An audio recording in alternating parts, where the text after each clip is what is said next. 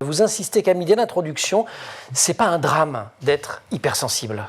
Non, pour moi, c'est une chance.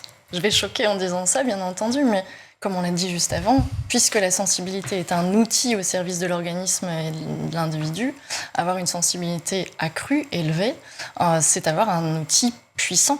Je vous dis, ce qui définit l'hypersensibilité, c'est que ça amplifie tout.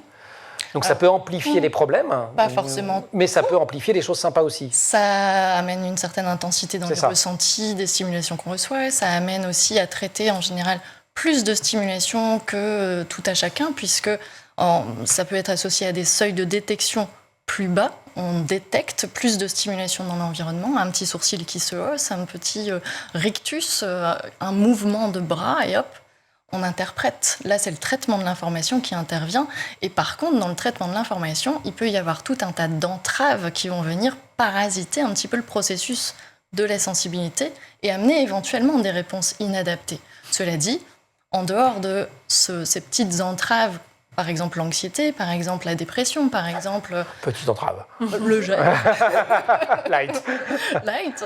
Mais ça peut être, sans parler de troubles, ça peut être aussi tout simplement des compétences émotionnelles qui vont être un peu insuffisamment développées et qui vont venir parasiter le traitement de l'information qui, à l'origine, n'est ni bonne ni mauvaise. Elle est juste là et l'individu doit la traiter.